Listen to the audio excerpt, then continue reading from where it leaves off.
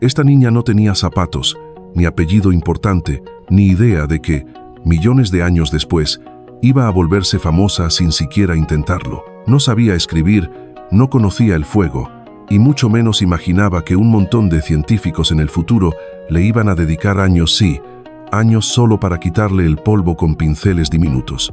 No fue reina, ni chamana, ni inventó la rueda. Simplemente vivió y murió. Pero el tiempo decidió no soltarla.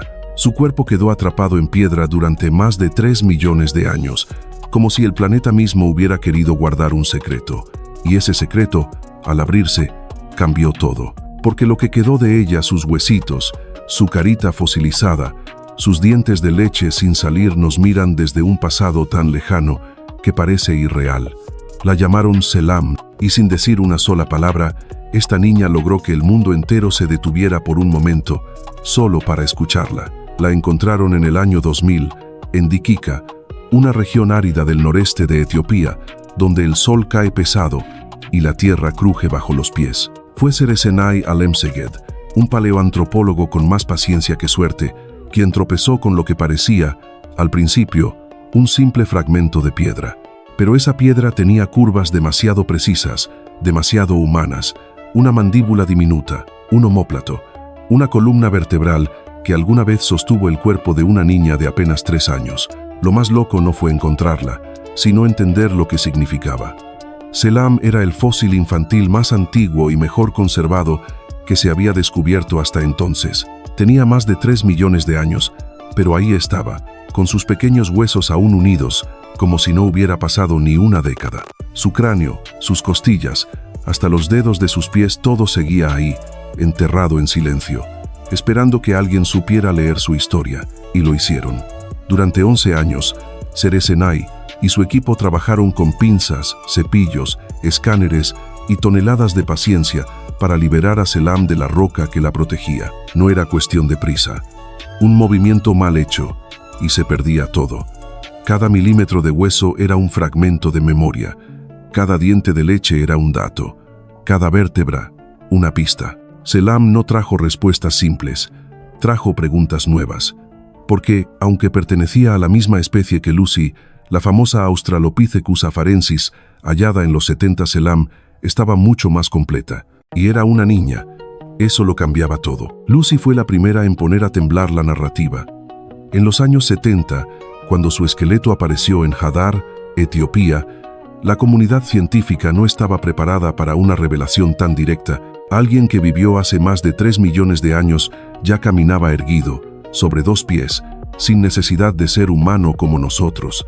Tenía apenas el 40% del esqueleto, pero bastó. Lucy caminaba, eso lo cambiaba todo. Su cuerpo era pequeño, sus brazos largos, su cabeza reducida, pero sus piernas hablaban de otra cosa, de algo en transición, de un linaje que ya había dejado de andar en 4. Selam, encontrada 26 años después y a solo unos cientos de kilómetros, llegó como si la historia quisiera contarse mejor. Donde Lucy era el tráiler, Selam era la película completa. Tenía el cuerpo más completo jamás encontrado de un Australopithecus afarensis. Cráneo, columna, costillas, brazos, dedos, pies, incluso partes del omóplato y huesecillos del oído medio. Selam era literalmente una enciclopedia prehistórica escrita en hueso. Pero la diferencia más poderosa entre ambas no era qué huesos tenían, sino cuándo los tuvieron. Lucy murió de adulta, Selam siendo apenas una niña. Y ahí está el detalle, porque mientras Lucy nos hablaba de cómo caminaban nuestros ancestros, Selam nos mostraba desde cuándo lo hacían. Su columna ya estaba curvada para sostenerse en bipedestación. Su pelvis ya alineaba el cuerpo sobre las piernas. El arco de su pie era más cercano al nuestro que al de cualquier simio actual. Es decir, no solo caminaba erguida, lo hacía desde bebé. En términos evolutivos, eso es como encontrar un auto prehistórico que ya venía con frenos ABS y Bluetooth. Y sin embargo, el pasado no se suelta tan fácil, porque Selam no solo caminaba, también trepaba. Sus escápulas, los omóplatos, tenían una orientación hacia arriba, ideal para levantar los brazos por encima de la cabeza, como hacen los simios cuando se cuelgan de las ramas. Sus dedos eran curvos, diseñados para aferrarse, Incluso la forma de su caja torácica recordaba más a la de un chimpancé que a la nuestra. Era como si el cuerpo dijera, sí, caminamos, pero por si acaso, todavía sabemos trepar. Así que ahí está, el verdadero corazón de esta historia.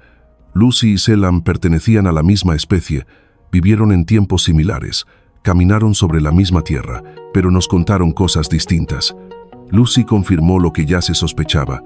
Selam desordenó lo que se daba por hecho. Porque el hecho de que un cuerpo infantil ya tuviera la mecánica de la bipedestación nos obliga a imaginar algo mucho más complejo. No fue una adopción cultural ni una adaptación tardía. Caminar como humanos venía de fábrica. Y luego está el cerebro. El cráneo de Selam reveló algo más. Su encéfalo no crecía tan rápido como el de otros primates. Si hubiera sido un chimpancé, con 3 años ya tendría el 90% del cerebro adulto. Pero Selam no llegaba ni al 70%. ¿Y eso qué nos dice? Que su especie tenía un desarrollo más lento, es decir, una infancia más larga. Y una infancia más larga lo cambia todo, porque significa que esos niños, aunque no hablaran ni soñaran como nosotros, necesitaban más tiempo para aprender. Y para que haya aprendizaje, tiene que haber convivencia, protección, juego, afecto. Selam no murió sola. Alguien la cuidaba. Tal vez una madre, tal vez un grupo, tal vez un silencio colectivo alrededor del fuego. Lo que sí es seguro es que en su breve vida, esa niña vivió algo que va mucho más allá del instinto. Vivió en una etapa del linaje humano donde el simple hecho de crecer ya empezaba a tener valor en sí mismo. Selam no fue solo una versión miniatura de Lucy, fue algo más delicado, más revelador, una página perdida del diario evolutivo que nadie había leído antes. Y su existencia con esos huesos chiquitos pero llenos de pistas nos fuerza a reescribir lo que creíamos entender sobre nosotros mismos. Encontrar a Selam fue un milagro geológico. Liberarla, otro aún mayor, porque no estaba simplemente tirada en la tierra esperando ser desenterrada con una palita de juguete. No, Selam estaba atrapada en una roca volcánica tan densa y compacta que cualquier intento torpe podía borrarla para siempre, como si el tiempo la hubiera protegido con una cápsula de concreto. Seresenay Alemseg, el paleoantropólogo que la descubrió, sabía que no se trataba de una excavación cualquiera. Lo que había frente a él no era solo un fósil, era un testigo, una voz sin cuerdas vocales, una niña que había esperado millones de años para ser escuchada, y no había margen de error. Durante 11 años, él y su equipo trabajaron casi a ciegas. No podían usar bisturís, no podían golpear, solo raspaban. Día tras día, milímetro por milímetro, como quien intenta abrir una carta ancestral sin romper el sobre. Usaron microbrochas, herramientas de dentista, aire comprimido, bisturís quirúrgicos. Algunas partes, como el cráneo, estaban tan frágiles que tuvieron que ser escaneadas sin siquiera remover la roca. Aquí es donde la ciencia moderna entró en escena, no con espectáculo, sino con respeto. Utilizaron tomografías computarizadas, CT scans, de altísima resolución para ver a Selam sin tocarla. Imágenes tridimensionales reconstruyeron su cráneo, sus dientes, su caja torácica. Y gracias a eso, pudieron ver algo que el ojo humano jamás habría notado.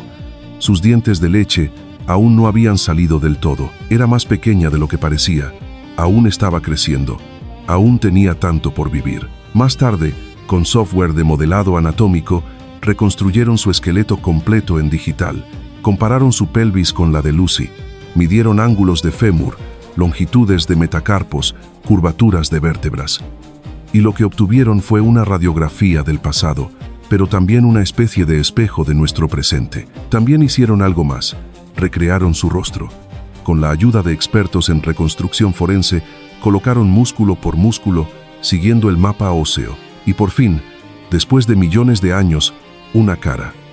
No perfecta, no definitiva, pero suficiente para estremecer.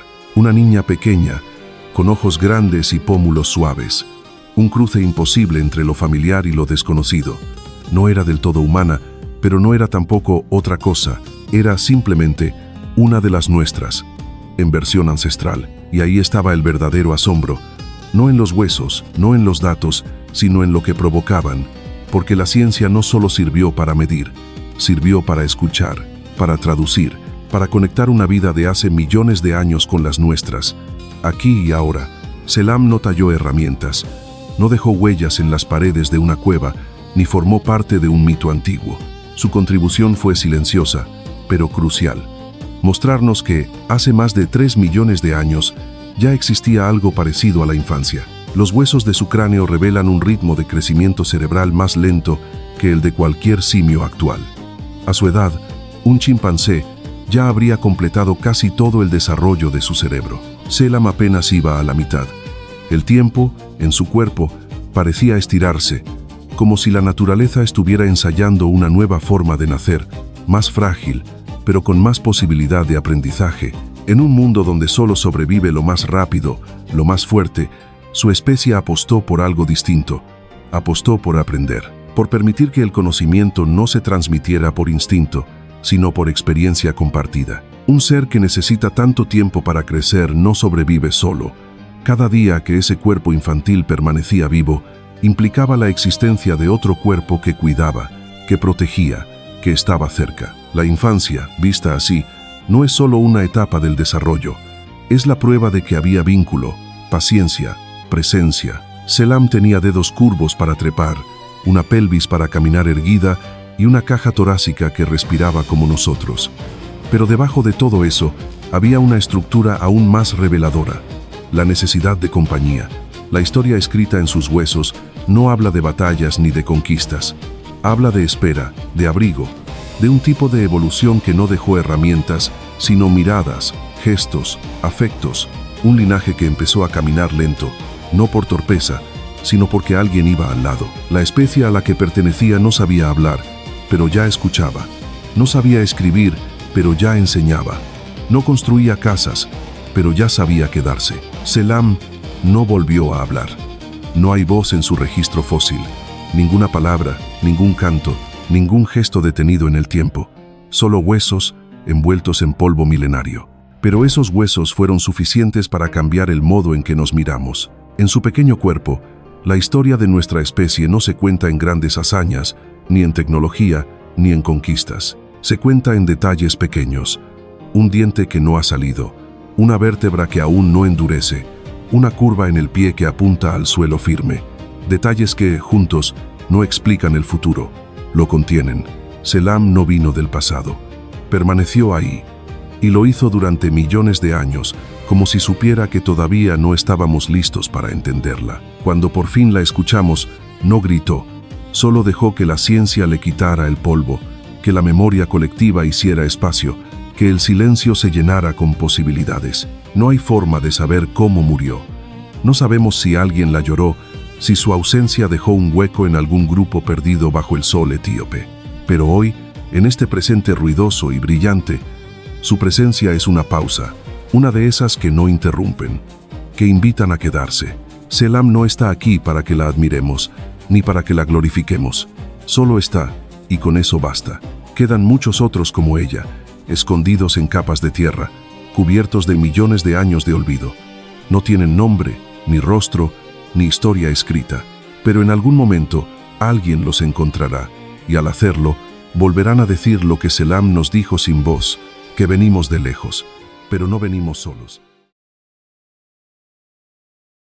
Hace más de 3 millones de años, en un paisaje africano dominado por sabanas abiertas y depredadores letales, caminaba una criatura que cambiaría para siempre la historia de nuestra especie.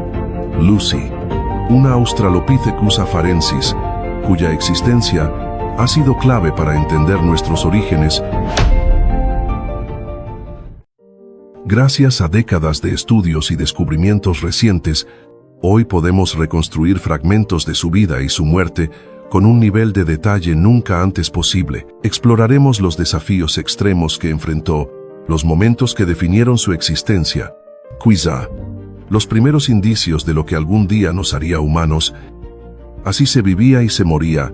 Hace 3 millones de años, Lucy llegó al mundo como todos los seres vivos, entre sonidos, movimiento y esperanza. El entorno que la rodeaba tenía cierta familiaridad con el nuestro sabana, sol, vida, pero también era profundamente distinto. Aquel planeta, aún sin la huella destructiva del ser humano, rebosaba diversidad biológica, Algunos animales podrían parecerse a los que hoy conocemos, pero otros eran auténticas rarezas. Por ejemplo, el Theropithecus brumpti, un pariente antiguo del gelada moderno, pero que duplicaba su tamaño y podía alcanzar los 50 kilos. Probablemente se alimentaba de vegetación, aunque con ese tamaño nadie querría interponerse en su camino. Y eso no era lo más intimidante. En aquel paisaje también habitaban los Megantherion, felinos dientes de sable parecidos a leopardos musculados, con colmillos enormes y mandíbulas, capaces de abatir presas mucho mayores que ellos, pero quizá lo más temible de todo estaba en el agua. Cocodrilos gigantescos, más abundantes que hoy, camuflados bajo la superficie, esperando pacientemente su oportunidad. Para una joven Australopithecus como Lucy, la supervivencia era incierta, y los fósiles lo dejan claro. Nuestros antepasados frecuentemente acababan en las fauces de estos depredadores. Se han encontrado cráneos de Paranthropus, otro homínido robusto, con 2 marcas de mordedura, posiblemente de un leopardo, arrastrado por la cabeza a través de la sabana, una muerte espeluznante, y no es un caso aislado. Los restos de varios australopithecos muestran marcas inconfundibles de dientes de cocodrilo, probablemente sorprendidos mientras bebían agua, agarrados por sorpresa y devorados junto al río. Pero una de las historias más sobrecogedoras es la del niño de Taung, un Australopithecus africanus de unos 3 años de edad. En su cráneo aparecen señales reveladoras, marcas dentro de las cuencas oculares que sugieren que fue cazado por un ave rapaz, probablemente un águila coronada africana, y llevado en sus garras hasta su fatídico destino. Sin embargo, Lucy logró vivir lo suficiente para dejar su huella fósil. Puede que lo consiguiera manteniéndose cerca de los árboles, aunque sabemos por su pelvis ancha y corta, su rodilla extendida y otros rasgos que caminaba erguida, la parte superior de su cuerpo seguía mostrando características más propias de un simio. En 2012, se descubrió la escápula completa de un joven Australopithecus afarensis, apodado Salom. Este hallazgo fue crucial, ya que Lucy, aunque está representada en un 40%, no conserva las escápulas. Las de Salam resultaron ser muy similares a las de los gorilas jóvenes actuales, lo que sugiere que estos homínidos aún trepaban a los árboles con frecuencia. Eso sí, algunos investigadores apuntan a otra posibilidad, que esas características fueran simplemente vestigios de nuestros ancestros comunes con los chimpancés. Si no existían presiones evolutivas fuertes para modificarlas, pudieron haber persistido sin cumplir ya una función específica, aunque evitar ser devorada era una prioridad diaria. La infancia de Lucy probablemente se parecía mucho a la de los grandes simios actuales. Es fácil imaginarla correteando por la hierba seca, jugueteando con otros pequeños de su grupo, trepando a los adultos y observándolos para aprender las habilidades que le permitirían sobrevivir. Pero más allá del juego, su mayor reto constante era conseguir alimento. El estudio de los dientes de una veintena de Australopithecus afarensis revela una dieta rica en plantas Q4, propias de sabanas secas y abiertas, gramíneas, juncos y ciertas suculentas. Tal vez comían directamente las hojas y semillas, o quizás buscaban raíces y tubérculos enterrados, mucho más nutritivos.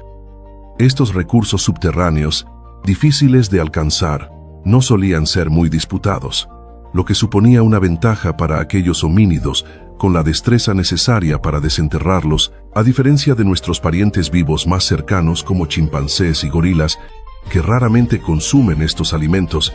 Este cambio dietético marcó un paso crucial hacia la expansión ecológica de nuestra línea evolutiva, alejándonos del bosque hacia hábitats más variados.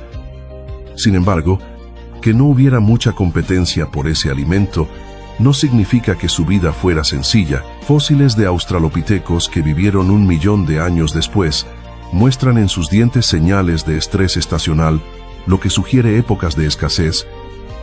Lucy, en su tiempo, también habría atravesado estaciones duras, caminando largas distancias bajo el sol en busca de algo que comer.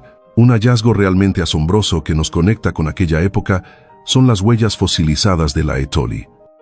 Estas pisadas, impresas en ceniza volcánica hace más de 3 millones de años, nos ofrecen una visión directa de la forma en que caminaban nuestros antepasados. Lo más intrigante es que, recientemente, se han descubierto nuevas huellas en el mismo lugar que indican estilos de marcha distintos, lo que implica que varios tipos de homínidos podían haber coexistido en la zona, cada uno con su propia manera de desplazarse. El debate sobre la locomoción de los australopitecos, si caminaban como nosotros o si aún conservaban una marcha más primitiva, sigue abierto, y estas pisadas podrían aportar claves esenciales sobre el origen de nuestra forma de andar erguida. Más allá de su valor científico, las huellas de la Étoile son testimonio físico de vidas remotas y también un recordatorio de que, hace 3 millones de años, la humanidad no era una sola especie, sino un mosaico de grupos, cada uno con rasgos únicos, adaptaciones propias y estrategias distintas para sobrevivir. Pero la dieta de Lucy no se limitaba a plantas. Es muy probable que también sintiera atracción por la carne y que tuviera una herramienta secreta para conseguirla.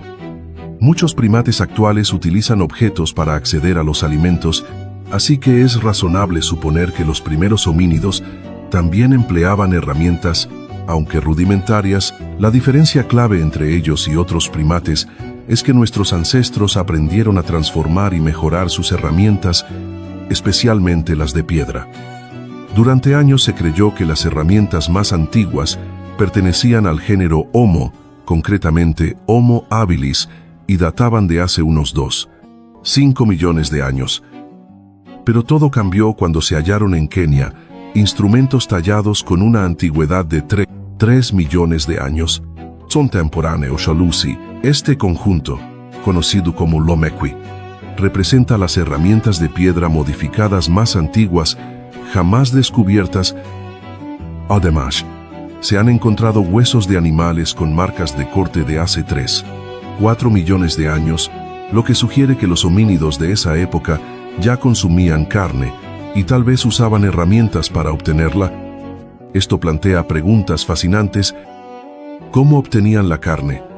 Con apenas 1 metro de altura y sin grandes cualidades para la velocidad, Lucy no era una cazadora formidable. Es posible que ella y su grupo espantaran a depredadores más eficaces para quedarse con los restos. Algunas especies de primates actuales actúan en grupo con agresividad sorprendente, así que no se puede descartar que las interacciones entre australopitecos fueran tensas e incluso peligrosas. Otra posibilidad es que se alimentaran de carroña, aprovechando los restos que dejaban felinos como los leones, que a menudo no consumen todo el animal, y dentro de esos huesos quedaba una fuente valiosísima, el tuétano. Tal vez Lucy utilizaba piedras para romper los huesos y acceder a este recurso energético. En cualquier caso, estas herramientas primitivas marcan el inicio de una innovación que acabaría transformando la historia humana. En lugar de enfrentarse a depredadores imponentes, lo más probable es que Lucy tuviera que espantar a otros carroñeros, como buitres, que también buscaban restos para sobrevivir. Pero más allá de lo que ocurría en su entorno, surge una pregunta igual de fascinante. ¿Qué estaba pasando dentro de su mente? Si la interpretación actual de las pruebas es correcta, y los homínidos como Lucy realmente manipulaban herramientas de piedra, entonces algo profundo y decisivo debió haber cambiado en su cerebro en comparación con otros simios. El tamaño del cerebro de Lucy era comparable al de un chimpancé actual, apenas un poco más grande en promedio. Sin embargo, en estudios realizados, los chimpancés no han mostrado capacidad o tal vez ni siquiera la intención de crear herramientas de piedra modificadas. Incluso, cuando se les da una lasca afilada, muchos no logran usarla para abrir una simple caja con comida. Eso nos dice que, aunque la diferencia física entre sus cráneos no era tan notoria, en el interior estaba ocurriendo una transformación clave. Tal vez los cerebros de estos antiguos homínidos estaban comenzando a reconectarse de una forma completamente nueva. Un hallazgo aún más sorprendente que podría darnos una pista sobre lo que pasaba en el interior del cerebro de Lucy es el curioso guijarro de Macappan's Gut. Esta piedra fue descubierta en una cueva en Sudáfrica, en capas geológicas datadas de hace casi 3 millones de años, donde también se encontraron restos de australopitecos. Lo llamativo es que este guijarro no pertenece naturalmente a ese sitio. Su origen está al menos a 30 kilómetros de distancia, lo que descarta la posibilidad de que llegara por aves o inundaciones. Entonces, ¿cómo llegó ahí? Lo realmente intrigante es que la piedra tiene una forma que recuerda a un rostro. No es difícil imaginar que un ser vivo haya notado eso. Esa sensación humana de ver caras en objetos llamada pareidolia no es exclusiva de nosotros. The Hay Show. Los chimpancés también procesan rostros de una manera similar a la humana. Esta habilidad, en muchos animales, evolucionó por supervivencia. Detectar una cara a tiempo puede significar evitar una mordida, así que no es descabellado pensar que un australopiteco, tal vez Lucy misma, vio algo especial en esa piedra. Algo la hizo sobresalir.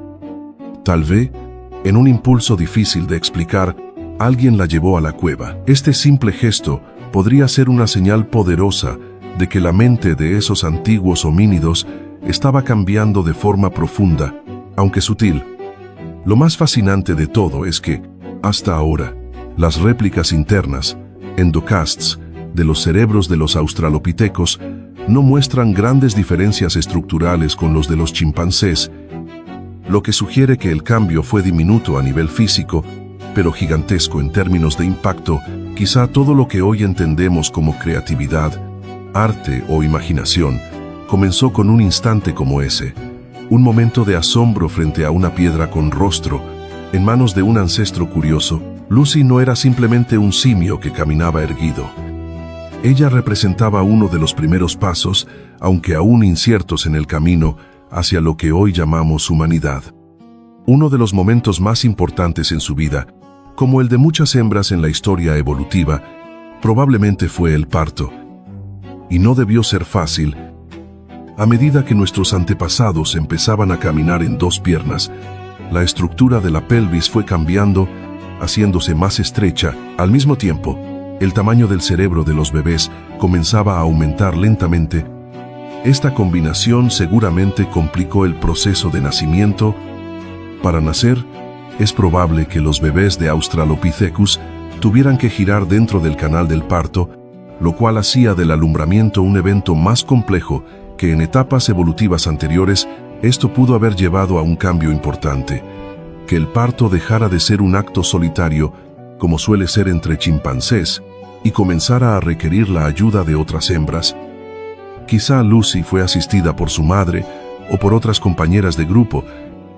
Esa colaboración podría haber sido una semilla temprana de nuestras redes sociales complejas. Cuando pensamos en cooperación en nuestros ancestros, solemos imaginar escenas de caza en grupo, pero acompañar a una mujer en el parto pudo haber sido una forma igual de importante, o incluso más, de trabajar en conjunto. Enfrentar las dificultades del nacimiento pudo haber influido en la evolución de nuestras relaciones sociales de forma más profunda de lo que solemos pensar.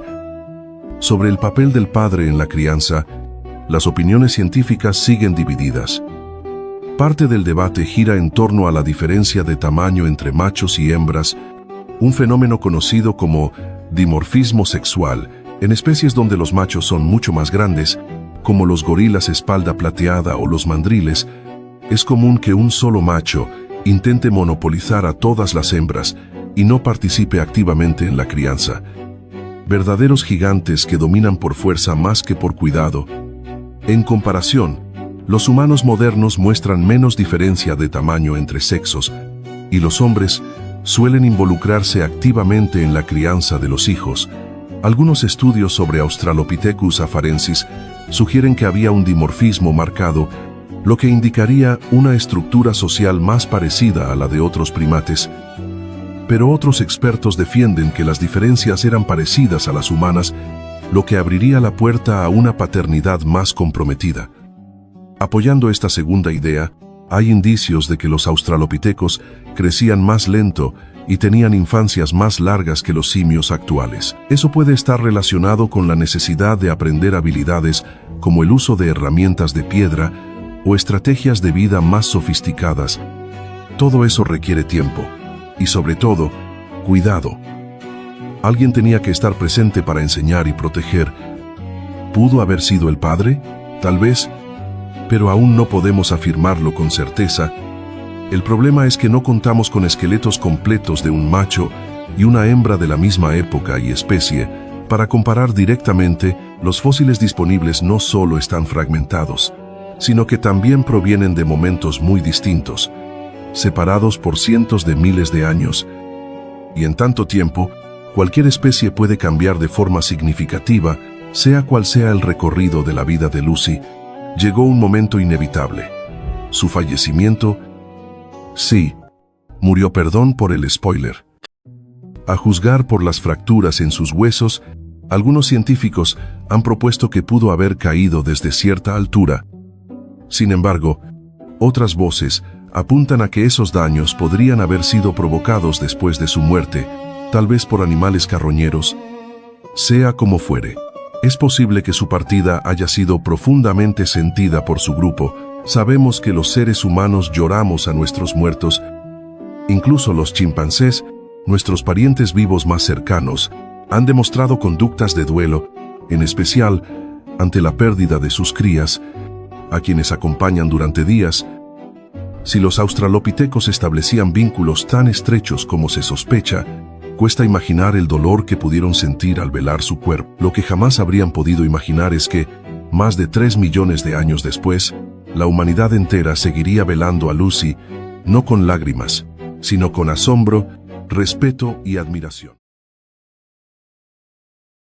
Entre golpes de pico y nubes de polvo en una cantera de piedra caliza, un día cualquiera de 1924 se volvió todo menos común. Un trabajador en el pueblo de Tong, Sudáfrica, desenterró algo que no era ni un hueso de dinosaurio imponente, ni un colmillo de mamut enorme, sino un cráneo fósil diminuto. Su dueño había sido un joven miembro de la rama evolutiva que nos conecta directamente con nuestros antepasados y que más tarde recibiría el nombre de el Niño de Tong. Nadie podía imaginar que este pequeño fósil acabaría cambiando el guión que la ciencia había escrito sobre nuestra historia evolutiva. Con una antigüedad cercana a 2.800.000 años, representaba la primera evidencia fósil de que los ancestros tempranos de los humanos surgieron en África.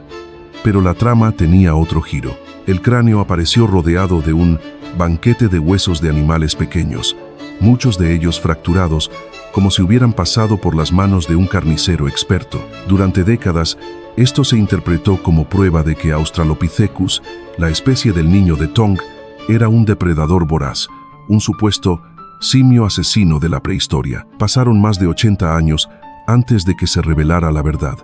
Aquello no era la escena de cacería de nuestros ancestros, sino el registro de un crimen en el que ellos eran la presa. El cráneo mostraba huellas claras de violencia, perforaciones en la base de las cuencas oculares, una fractura hundida en la parte superior y arañazos en los lados. Estas marcas resultaron ser la firma de un depredador inesperado. La historia del Niño de Tong es solo un ejemplo de cómo, no hace tanto, nuestros antepasados vivían bajo la amenaza constante de ser cazados. Y, de manera paradójica, ese capítulo peligroso podría haber forjado algunas de las adaptaciones que hoy nos permiten ser una de las especies más exitosas del planeta. Tras el hallazgo del Niño de Tong y la creencia inicial de que nuestros ancestros eran cazadores feroces, la comunidad científica se lanzó a buscar más pruebas que confirmaran esa imagen. Fue así como nació una de las teorías más llamativas y polémicas sobre el origen humano.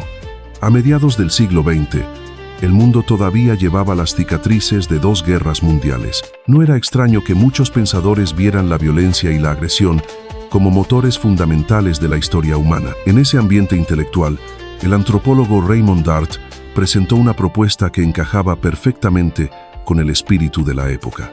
La idea de que la evolución humana había sido impulsada, en gran parte, por una sed de sangre innata. Dart observó el comportamiento de babuinos y otros primates, registrando episodios en los que atacaban y mataban a otros animales sin una necesidad inmediata de alimentación. También señaló que, en varias comunidades cazadoras-recolectoras contemporáneas, La caza ocupaba un lugar central en la vida diaria. Basándose en esas observaciones y en ciertos hallazgos fósiles, concluyó que los australopitecos ancestros lejanos nuestros no eran simples recolectores, sino depredadores organizados que utilizaban herramientas para dar muerte a sus presas. Las excavaciones parecían darle la razón. En 1949, en una cueva sudafricana, se encontró la bóveda craneal de un joven Paranthropus robustus, catalogada como SK54. El hueso mostraba 2 perforaciones en la parte posterior, y el material óseo en el interior estaba levantado hacia adentro, indicio de que el ataque ocurrió cuando la víctima aún estaba viva o acababa de morir. Con un enfoque casi detectivesco, algunos investigadores y divulgadores, entre ellos el escritor Robert Ardrey, interpretaron aquello como la prueba de un asesinato cometido por otro homínido usando un objeto puntiagudo. Fue Ardrey quien popularizó el término Killer Ape Theory, pintando un retrato de nuestros antepasados como simios asesinos que prosperaron gracias a la violencia. Poco después, otro yacimiento llamado Makapansgat pareció reforzar esta visión. Allí, Dart y su equipo recuperaron más de 7.000 fragmentos óseos, la mayoría cráneos y vértebras cervicales de diversas especies, incluyendo Australopithecus africanus. Muchos huesos presentaban fracturas y daños. Dart propuso que esas marcas eran producto de golpes asestados por cazadores y que la abundancia de cráneos indicaba un comportamiento de coleccionar cabezas como trofeos, incluso entre individuos de la misma especie. Con estas piezas de evidencia y una narrativa que encajaba con el clima cultural de la posguerra, la teoría del Killer Ape se difundió con rapidez. Durante años moldeó la forma en que el público y una parte de la ciencia imaginaban a nuestros ancestros como depredadores implacables cuya habilidad para matar fue clave en el camino evolutivo que nos llevó hasta aquí. Cuando la teoría del Killer Ape parecía inamovible, consolidada tanto en los libros como en la mente del público, comenzaron a aparecer indicios que la hacían tambalear. Lo que para muchos era una verdad sobre la naturaleza cazadora de nuestros ancestros, empezó a transformarse en un relato muy distinto. Quizá no fuimos los reyes de la cadena alimenticia, sino uno de sus eslabones más vulnerables. A finales de la década de 1950, Sherwood Washburn, antropólogo estadounidense con una mirada fresca sobre la evolución humana, llevó a cabo estudios de campo en una reserva africana. Allí, observando pacientemente el comportamiento de depredadores modernos como leones, leopardos y hienas, notó un patrón intrigante. Estos animales no devoran todo el cuerpo de su presa. Tras alimentarse de la carne más blanda, músculos, órganos y vísceras, suelen abandonar las partes duras como cráneos, mandíbulas y vértebras cervicales. Ese mismo patrón era el que se veía en las colecciones de fósiles sudafricanos que Raymond Dart había interpretado como resultado de cacerías humanas primitivas. Washburn también documentó cómo las hienas transportaban huesos a sus madrigueras y acumulaban restos en montones que, al fosilizarse, se parecerían mucho a los conjuntos hallados en cuevas como Makapansgat. Según él, no hacía falta imaginar escenas de homínidos blandiendo armas. La explicación podía ser mucho más sencilla y a la vez más inquietante. Nuestros ancestros habían sido víctimas de esos depredadores. Este cuestionamiento inicial abrió la puerta a una reinterpretación radical de varios hallazgos. En 1960, Louis y Mary Leakey, trabajando en la garganta de Olduvai en Tanzania, descubrieron un pie parcial de Homo habilis, conocido como O8, que presentaba claras marcas de dientes. Mary Leakey, tras analizar la forma y profundidad de las huellas, concluyó que no correspondían a una hiena ni a otro homínido. Era el rastro de un ataque de un carnívoro de gran tamaño. La idea de que estos primeros representantes de nuestro género fueran presa comenzó a ganar fuerza, pero fue en 1970 cuando el panorama cambió de forma decisiva. El paleontólogo sudafricano C.K. Brain, intrigado por el cráneo juvenil de Paranthropus robustus conocido como SK54, decidió examinarlo con métodos comparativos más precisos. Analizó las perforaciones y comprobó que coincidían a la perfección con la distancia y forma de los colmillos de un leopardo actual. Propuso un escenario muy concreto. El felino había matado al joven homínido, sujetándolo por la cabeza con las mandíbulas, y luego lo había arrastrado a un árbol cercano a una cueva para consumirlo con tranquilidad. Con el paso del tiempo, Parte de los huesos cayeron a la cueva, formando el conjunto fósil que Dart había interpretado como restos de una cacería. Las observaciones de Brain coincidían con las de Washburn. Los patrones de acumulación y fractura de huesos podían reproducirse fácilmente observando la conducta de carnívoros modernos. El hecho de que se encontraran restos de homínidos junto a fauna diversa y con daños similares reforzaba la hipótesis de que ellos también habían sido presas. Este cambio de perspectiva no fue inmediato ni sencillo. La imagen del Killer Ape había calado hondo porque se alineaba con las narrativas de una época marcada por guerras y conflictos, donde la agresión parecía una característica intrínseca de la naturaleza humana. Sin embargo, la nueva interpretación invitaba a ver a nuestros ancestros de otro modo, no como depredadores dominantes, sino como seres que sobrevivían gracias a su ingenio, su cooperación y su capacidad para adaptarse a un mundo lleno de amenazas.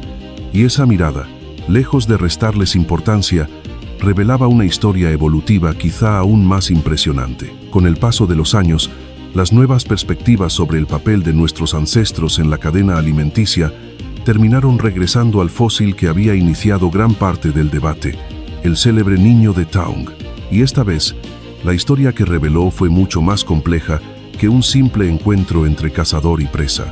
En 1995, un grupo de investigadores decidió revisar de manera exhaustiva los fósiles recuperados en el yacimiento de Taung. Al examinar el cráneo del joven australopiteco, encontraron que los daños, muescas profundas, fracturas y hendiduras coincidían sorprendentemente con los patrones presentes en los cráneos de babuinos hallados en el mismo lugar. Aquellos babuinos, como el niño de Taung, formaban parte de un conjunto de restos dominado por animales pequeños, antílopes jóvenes, roedores y aves de tamaño medio. La composición de este catálogo de víctimas sugería un depredador con preferencia por presas manejables y la capacidad de transportarlas a un sitio seguro para consumirlas. En aquel momento, algunos especialistas propusieron que el responsable había sido un ave rapaz de gran tamaño.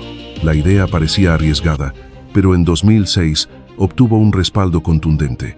Se comparó el cráneo del niño de Taung con los de monos actuales cazados por águilas coronadas, uno de los depredadores aéreos más potentes de África. El resultado fue una coincidencia casi milimétrica. Las perforaciones en la base de las órbitas oculares y los cortes en los bordes óseos eran idénticos a las marcas que dejan las garras y el pico de estas aves cuando matan y consumen a sus presas. Así, se fortaleció la hipótesis de que aquel homínido juvenil había sido abatido por un ave gigante del pasado, capaz de levantarlo del suelo y llevarlo a un lugar apartado para devorarlo. Un patrón parecido surgió con Ojocho, el pie parcial de Homo habilis, descubierto por Louis y Mary Leakey en la garganta de Old Dubai. Durante décadas, el fósil fue una pieza más en la colección, hasta que en 2012 se reexaminó con técnicas modernas de microscopía y modelado. En los huesos del tobillo se identificaron perforaciones acompañadas de dos surcos finos,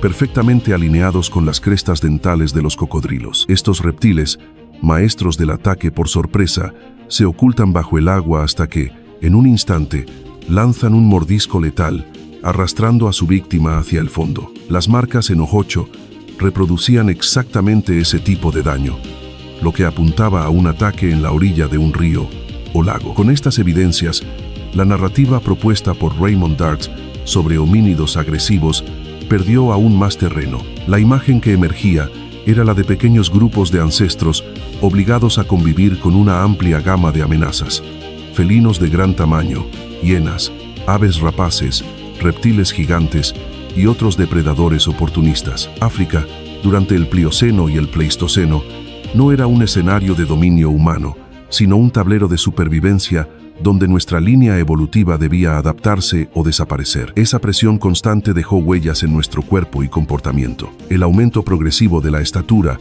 y la masa corporal en comparación con nuestros antepasados pudo reducir el riesgo de ataque por parte de depredadores menores.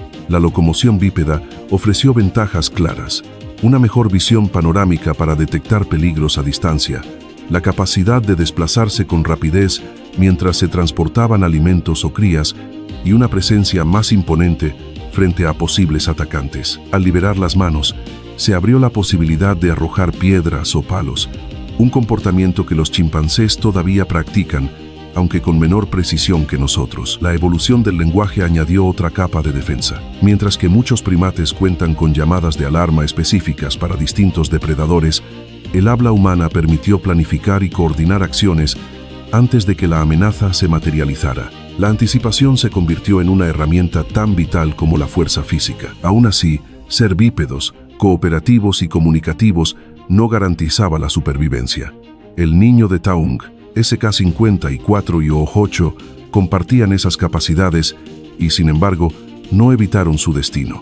Algunos investigadores sostienen que la herencia más duradera de aquellos tiempos peligrosos fue la cooperación social, vivir en grupos, proteger a los más vulnerables y repeler ataques de manera conjunta. Estudios neurocientíficos actuales muestran que, al colaborar en tareas compartidas, nuestro cerebro activa circuitos de recompensa, generando una satisfacción intrínseca por el trabajo en equipo. En contraste, investigaciones con chimpancés revelan que rara vez ayudan a otros si no obtienen un beneficio inmediato. Y aunque estas adaptaciones incrementaron nuestras probabilidades de supervivencia, no siempre fueron suficientes. Un hallazgo en Polonia lo confirma. Los huesos de los dedos de un niño neandertal, de aproximadamente 115.000 años de antigüedad, presentaban docenas de perforaciones diminutas.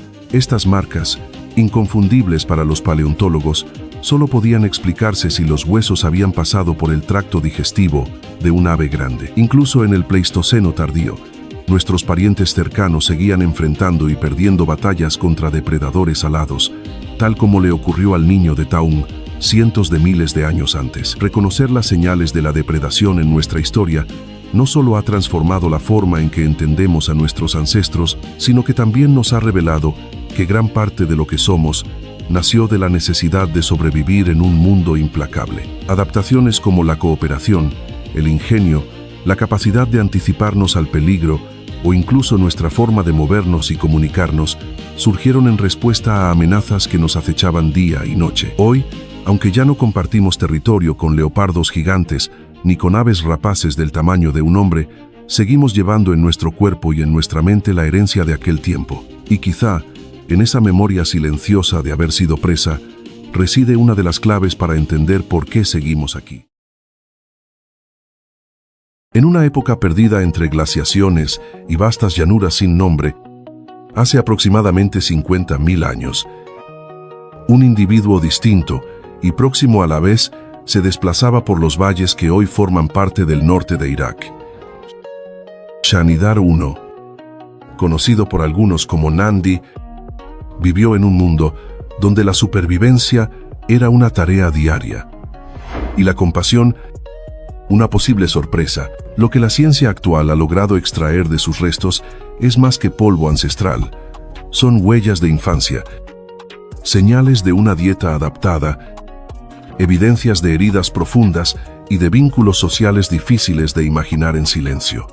Bajo la mirada paciente del tiempo, su cuerpo se convirtió en archivo, y su existencia, aunque callada, aún susurra secretos sobre una humanidad que ya no camina.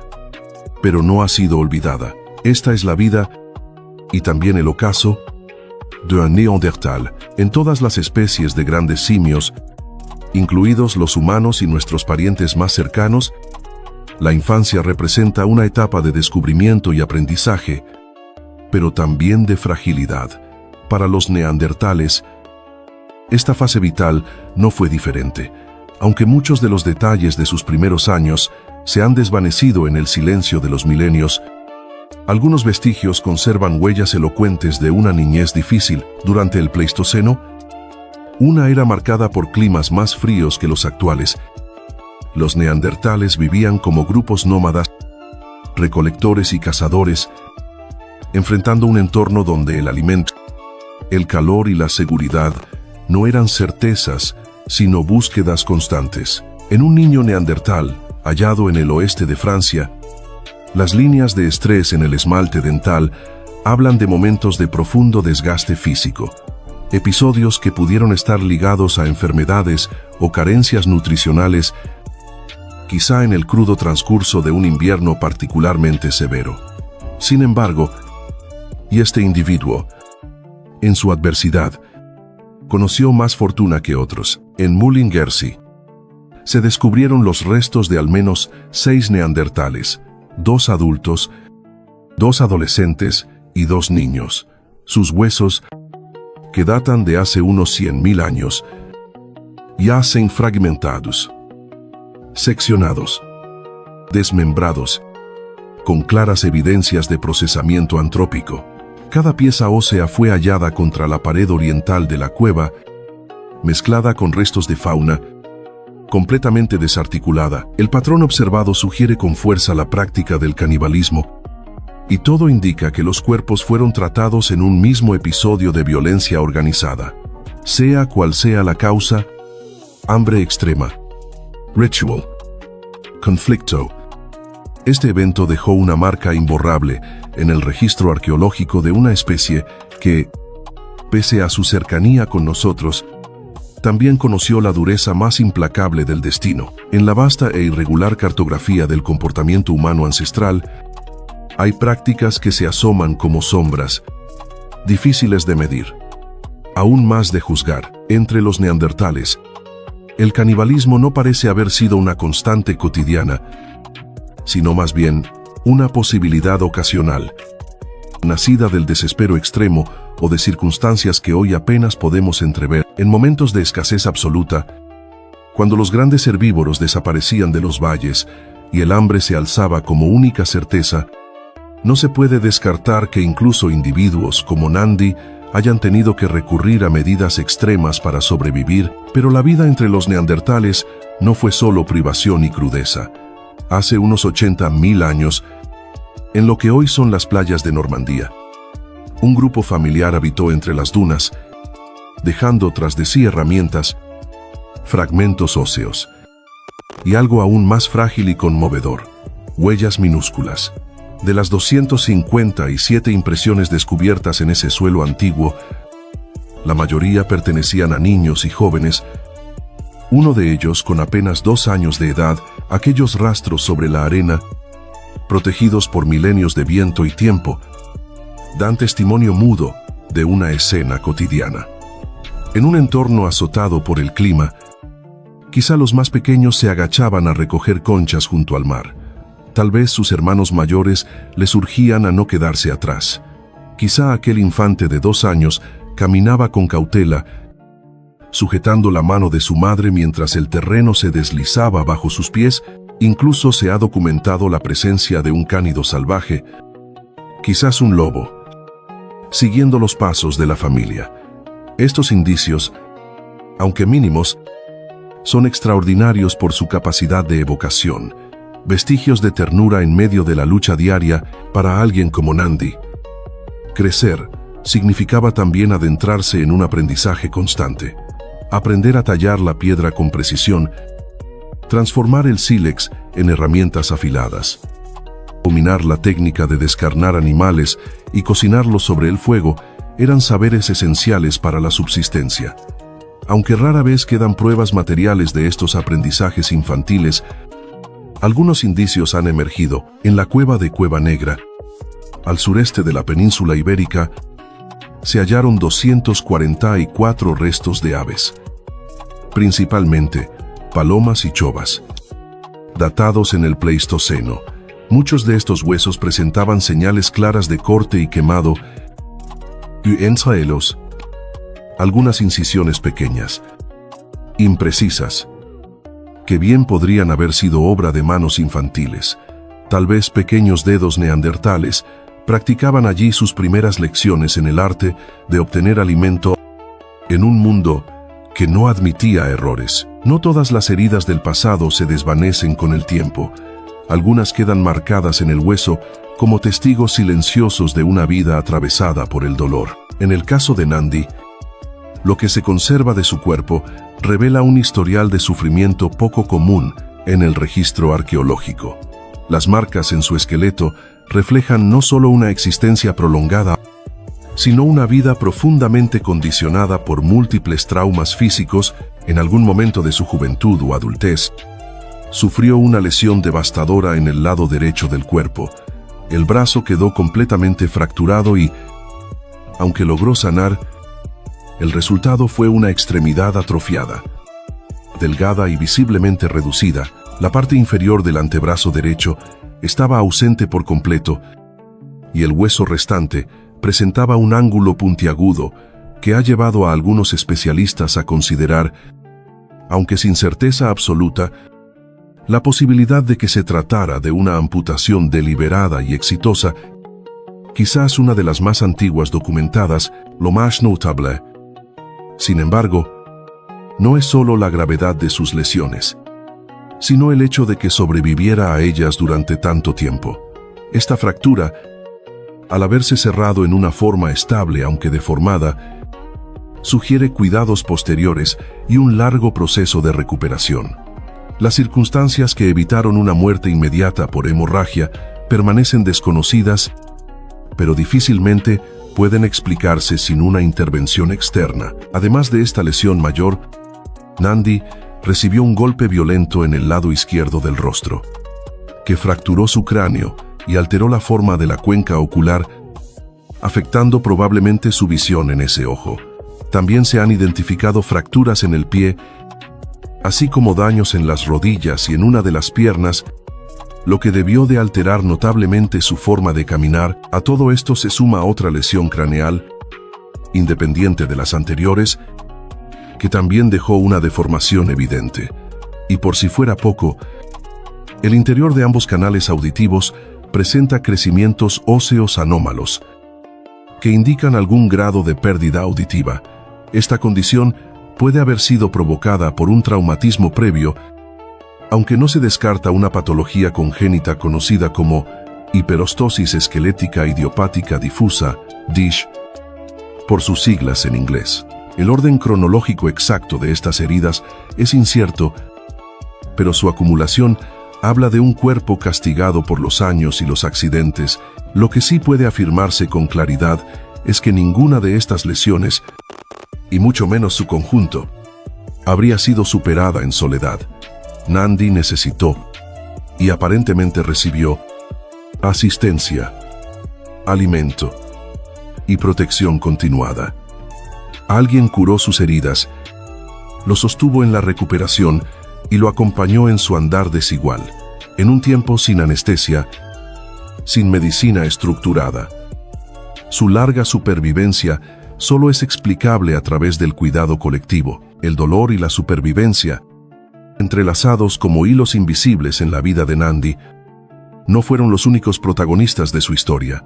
También lo fueron la adaptación, la resistencia y, tal vez, una cierta sabiduría ancestral del entorno. Aunque no existen pruebas concluyentes, algunos hallazgos arqueológicos sugieren que los neandertales pudieron haber recurrido a plantas locales con propiedades medicinales para aliviar el sufrimiento. En el Cidrón, al norte de la península ibérica, se ha identificado corteza de álamo incrustada en el sarro dental de un individuo neandertal. Esta planta contiene ácido salicílico, compuesto presente de forma natural y base del moderno ácido acetilsalicílico, conocido comúnmente como aspirina. Aunque se requiere más evidencia para confirmar su uso intencionado, esta presencia ofrece una pista sobre el posible conocimiento empírico que poseían acerca de su entorno botánico. En el caso de Nandi, la serie de heridas que cargó durante décadas, incluidas amputaciones, deformidades óseas, fracturas y pérdida parcial de la audición, contrasta profundamente con el hecho de que vivió hasta una edad estimada en unos 40 años. A pesar de su estado, su cuerpo muestra una estructura física sólida, semejante a la de otros individuos adultos de su especie. Esto indica no solo una adaptación exitosa a su condición, sino también una vida activa. Es posible que haya desarrollado técnicas propias para tallar piedra con una sola mano, o que haya sido dispensado de las tareas más extenuantes, como la caza mayor. La imagen tradicional del neandertal como un cazador de mamuts durante las glaciaciones se basa en contextos específicos.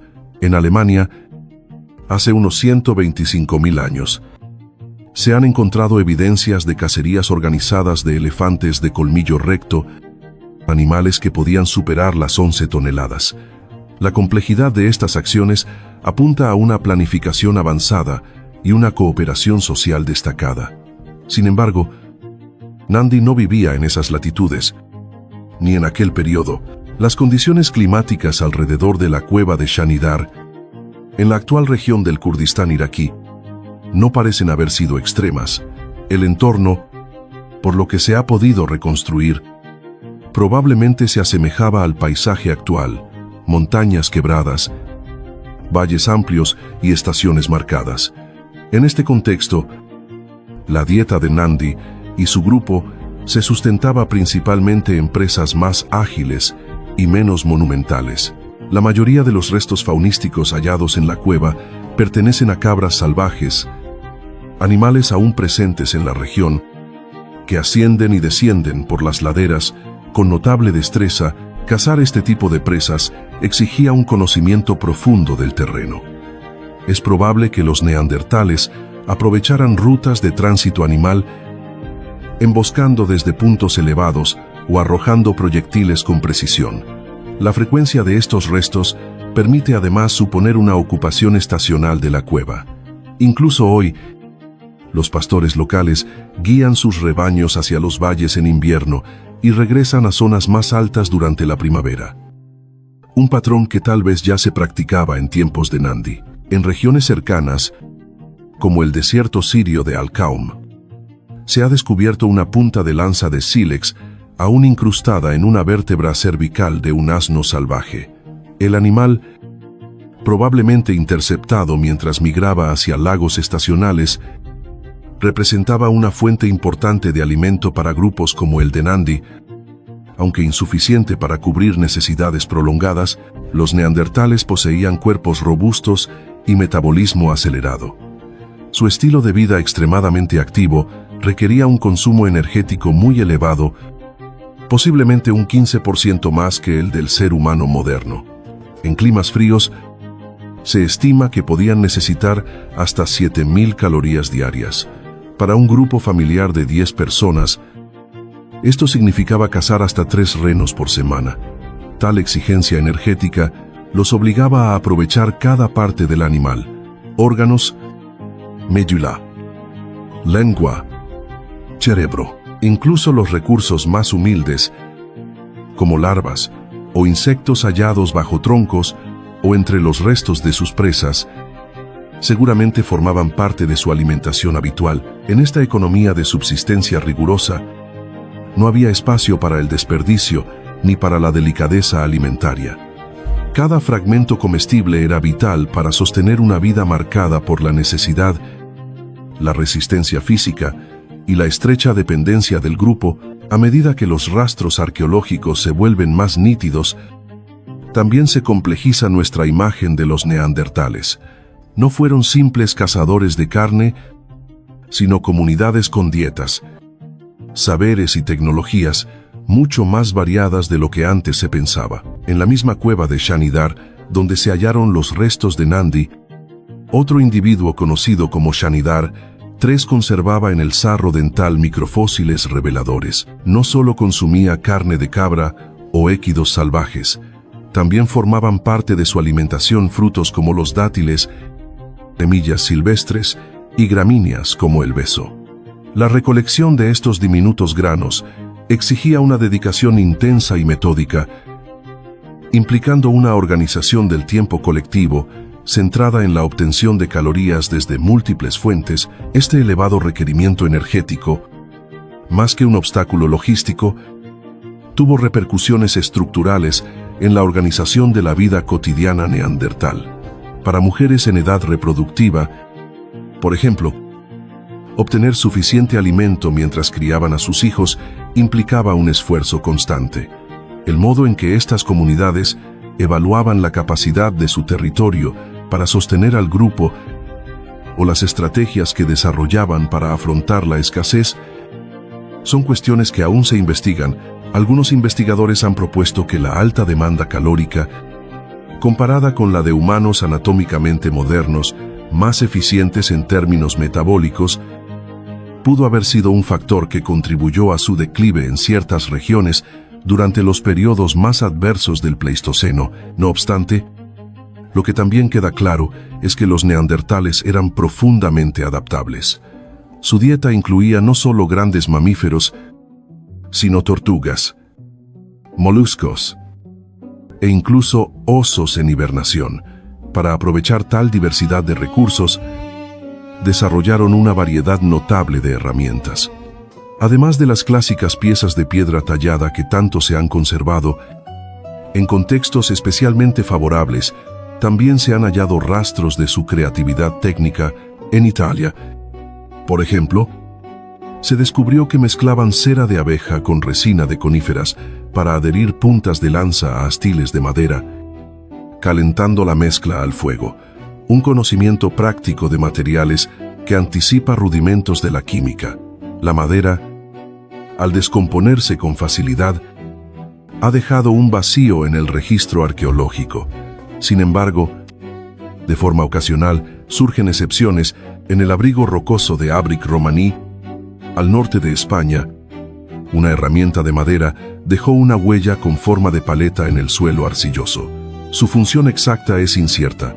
Utensilio culinario, pala rudimentaria, en Poggetti Vecchi. También en Italia, se encontraron los restos de 58 palos para excavar, usados probablemente para recolectar raíces y otros alimentos vegetales. Herramientas similares, sin duda, debieron formar parte del repertorio cotidiano de grupos como el de Nandi, y más célebres aún son las lanzas de Schöningen, en Alemania, que datan de hace unos 380.000 años, fabricadas con esmero y halladas junto a restos de caballos descuartizados, probablemente fueron utilizadas por proto-neandertales en emboscadas organizadas. Más recientemente, se ha descubierto otro objeto de madera, posiblemente un bastón arrojadizo, con una antigüedad de 300.000 años, que pudo haber servido para cazar aves u otras presas pequeñas. Mucho de lo que se conoce sobre los neandertales proviene de cuevas, cuya estabilidad geológica ha permitido la conservación de restos delicados, pero su vida no se limitó a esos refugios. En La Folie, Francia, se halló lo que parece haber sido un campamento al aire libre. Una serie de agujeros de postes dispuestos en círculo rodeaban áreas con pruebas claras de talla lítica, carnicería y cocción, separadas entre sí, lo que indica una clara organización espacial de las actividades. Ejemplos similares aparecen en otros sitios. En Quebara, Israel, los desechos del día a día fueron agrupados en vertederos. En el Salt, España, se han hallado restos fecales quemados, una forma de gestión higiénica del espacio. En Abric Romaní, incluso se han identificado posibles estructuras improvisadas dentro de la cueva, quizá refugios o separaciones internas. La escasez de restos orgánicos limita nuestra visión completa, pero lo que ha perdurado sugiere una capacidad sostenida para moldear y dar sentido al entorno, no solo habitarlo. Cuando los cuerpos regresaban exhaustos de la caza, quizá con la sangre aún caliente del animal sobre la piel, el regreso a la cueva no era solo un alivio físico. En espacios como Shanidar, el abrigo se convertía en refugio, hogar y quizá algo más, un lugar dotado de significado. Para Nandi, ese lugar en las montañas del actual Kurdistán no habría sido solamente una zona de descanso, sino un punto fijo en su mundo móvil.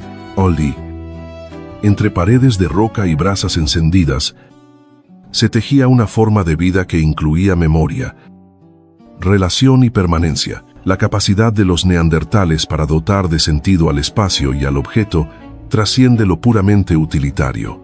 En Bruniquel, al suroeste de Francia, hace unos 170.000 años, un grupo de neandertales se internó más de 300 metros en una caverna fría, húmeda y sin luz natural. Allí, en la penumbra absoluta, construyeron una estructura circular con fragmentos de estalagmitas dispuestas cuidadosamente.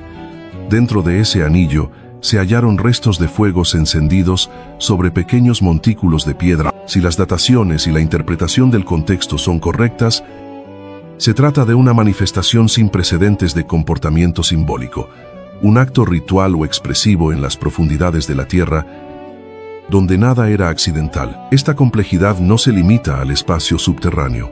En Krapina, Croacia, y en Grotte des Reins, Francia, se han identificado elementos que podrían considerarse ornamentales, garras de ave y dientes perforados, posiblemente usados como colgantes o adornos personales. En las costas del sur de la península ibérica, conchas marinas fueron utilizadas como recipientes para mezclar pigmentos minerales, indicios claros de una forma temprana de arte matérico, y quizá lo más notable se conserva en 3 sitios españoles: Maltravieso, Ardales y La Pasiega. Allí, sobre muros de piedra, aparecen huellas humanas pintadas con ocre rojo, manchas simbólicas o paneles abstractos cuya datación sugiere una antigüedad anterior en al menos 20.000 años a la llegada del Homo sapiens a Europa. La impresión de una mano, los trazos de color, las formas enigmáticas, todo esto apunta con fuerza hacia los neandertales como autores a través de estos gestos persistentes. Lo que emerge no es solo una especie resistente, sino una especie capaz de imaginar, de representar y de dejar testimonio de sí misma más allá de la necesidad inmediata. A medida que la investigación avanza, los vestigios de un mundo compartido entre neandertales y Homo sapiens adquieren nuevos matices, borrando lentamente la frontera entre lo que alguna vez se consideró humano y lo que se creía ajeno. En La Pasiega, al norte de España, se han identificado figuras animales pintadas en paneles ya intervenidos por neandertales. Es posible que, miles de años después, recién llegados, Homo sapiens añadieran sus propias representaciones sobre estas paredes, enriqueciendo un espacio simbólico ya existente. El sentido de estas composiciones sigue siendo motivo de debate. Algunos especialistas han propuesto que la penetración profunda en cuevas como la de Bruniquel, donde neandertales construyeron estructuras circulares con estalagmitas y encendieron fuegos controlados, pudo haber estado relacionada con prácticas de caza, como la persecución de osos en hibernación. Pero lo que allí ocurrió trasciende lo puramente funcional. Sea cual haya sido el motivo original, lo que emerge es una mente capaz de abstracción, de memoria, de ritual. Aunque en la región de Shanidar no se ha documentado aún arte rupestre, sí existen indicios de pensamiento simbólico en el trato otorgado a los muertos. Algunas sepulturas sugieren intención, cuidado y un conocimiento del ciclo vital. En este paisaje, donde los neandertales como Nandi perseguían cabras salvajes o recolectaban semillas silvestres, es muy probable que se cruzaran con otros seres humanos. Algunos de estos encuentros habrían sido con otros neandertales, pero otros con miembros de una especie distinta, el Homo sapiens. Según las dataciones actuales, Nandi vivió entre hace 40.000 y 55.000 años, un periodo que coincide con la expansión de grupos humanos modernos fuera de África. Gracias al análisis genético, hoy sabemos que estas poblaciones no solo se encontraron, sino que también se mezclaron. Todos los humanos actuales con ascendencia no africana portan una porción del genoma neandertal, señal inequívoca de cruces reproductivos exitosos. Dado el lugar y el tiempo en que vivió, es plausible que los genes de Nandi o de sus parientes más cercanos formen parte de ese legado. Incluso algunas poblaciones africanas, mediante migraciones posteriores, conservan una fracción menor de esta herencia. Estos hallazgos desafían la visión tradicional que coloca a neandertales y Homo sapiens como especies completamente separadas.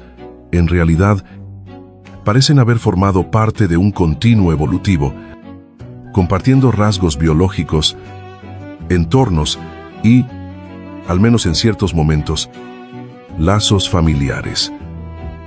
Si Nandi llevaba en su interior material genético de Homo sapiens, el fenómeno era recíproco.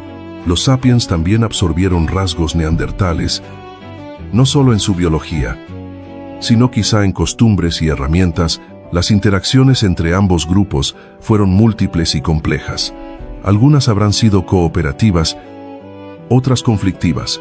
En el caso de Shanidar III, el individuo cuya dieta incluía vegetales silvestres, se encontró una herida profunda en una costilla.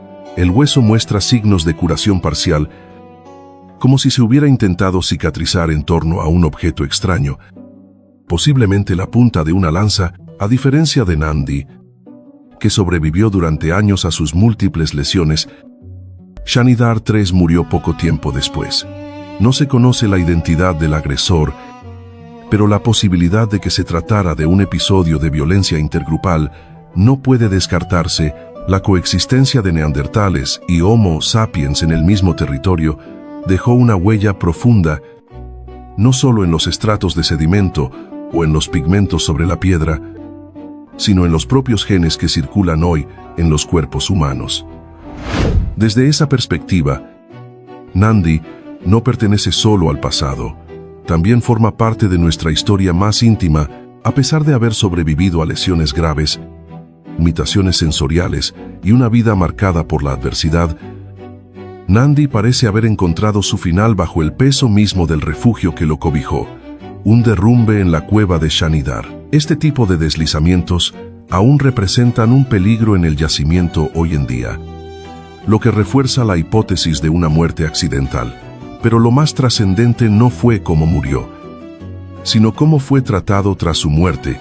Cuando Ralph Solecki excavó Shanidar en los años 50, la idea de que los neandertales enterraran a sus muertos era motivo de escepticismo.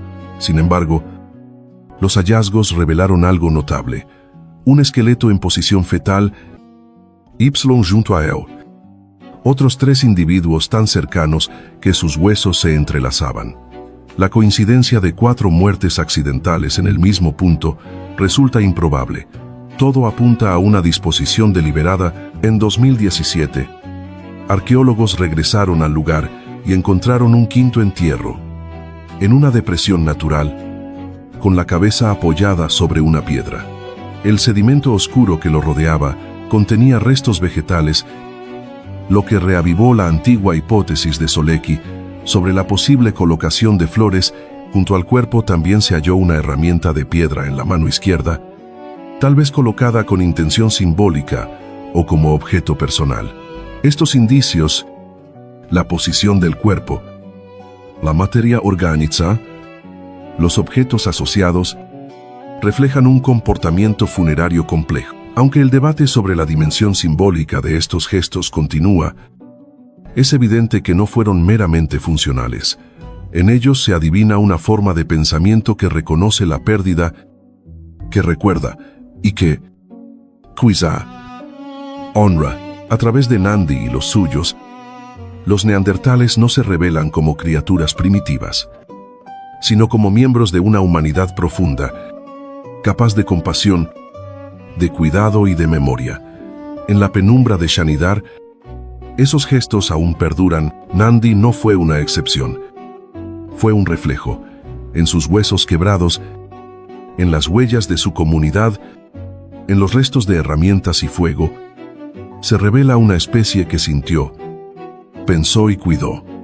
Los neandertales no fueron un desvío evolutivo, sino una rama viva del árbol humano, cuya savia aún fluye por nuestras venas. Hoy, desde la distancia de milenios, los miramos no como otros, sino como nosotros, resilientes, complejos, profundamente humanos. Y en las cavernas de Shanidar, entre roca y silencio, aún resuena el eco de esa humanidad compartida que nunca se extinguió del todo.